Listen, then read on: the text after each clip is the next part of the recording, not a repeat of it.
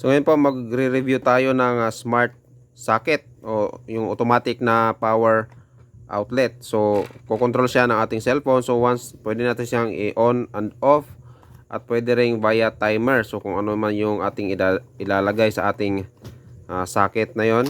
Halimbawa mga lampshade or anumang mga gadgets o ilaw man yan o mga electronics o electrical equipment o appliance na kakayanin ng ating socket. So ito nga pala ay meron siyang 100 to 240 volts AC supply input. Yung max load niya is 10 amperes. So yan, ito yung pinaka device niya. Meron siyang switch o power on buttons. So mamaya titingnan natin yung kanyang manual kung paano to i-connect. Ito yung box niya. Tapos yung brand pala nito ay ito, Smart Rule. So yan, ito yung kanyang manual. Yan, so meron siyang QR code dito para sa kanyang app na i-install natin sa ating mga cellphone para doon tayo i-connect natin yung device natin para doon na tayo mag on and off or timing kung ano mang mga functions na pwede sa device natin. Ito pala yung Smart Life na app. Ito siya. So meron din siyang instruction dito. Tapos pwede rin siya sa Amazon Alexa. So meron din dito sa kanyang box Google Home, Amazon Alexa at saka itong Tmall Genie. Yan, so pwede siyang ma-pair dito. Ngayon yung pinaka pairing mode niya dito, once na meron na tayong app. So yan, meron tayong app dito. Itong plus o add device. So pagka ganito, naghahanap na siya ng pairing mode. Yan. Ito yung kanyang pairing mode. So maghahanap to ng device. Tapos ito namang ating device, lalagay natin to sa ating socket o yung ating wall outlet natin. Tapos titingnan natin dito.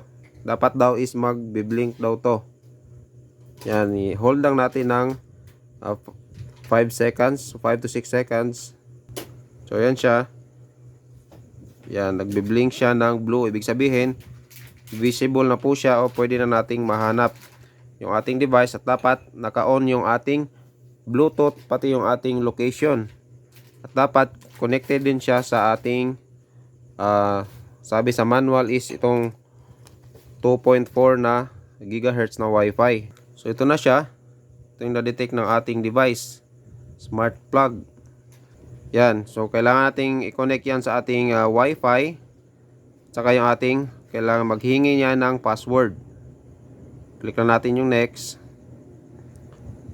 Saka ito na po yung magiging itsura niyan. Smart plug being added. So naglo-loading pa siya dito. So hintayin lang natin yan na matapos. So yan siya. So smart plug added successfully. Yan. So meaning connected na po yung ating device sa ating cellphone. So pwede na tayong mag-control dito. Yan, click na natin yung done. Pwede na natin siyang i-power on and off. So, ito yung ating plug. Once na on natin yan, iilaw din yung kanyang indicator dito na color red. Pag nag-go off, yan, off din siya. So try nating lagyan ng load para makita natin actual kung umaandar at namamatay yung ating load sa ating device. So yan, ilagyan natin ng indicator lamp. 220 din po yan. So yan, umiilaw siya. Yan. So pwede na tayong mag-control. Pwedeng lampshade sa ating bedside lamp, ganyan, or reading lamp, ganyan. O kaya mga halimbawa nakalimutan nyo yung inyong mga chargers. So pwede nyo kontrolin, pwede nyo i-on and off. O kahit na anong mga electrical o electronic devices na kaya ng ating power socket. Importante hindi lang natin to i-overload. So meron din tayo dito mga settings, merong timer. So yan, mag-add ka lang ng schedule sa gusto mo na schedules. At dito meron din siyang mga settings na pwede nating i-check. So yan siya po, ganun lang po kadali. So meron din pang ilaw nito, meron na tayong video nun. So check nyo lang sa ating mga video playlist. So try nating ay actual yung voltahe niya kung talagang meron siya. Yung ating actual reading, so naka-on yan ngayon. So try nating i-off.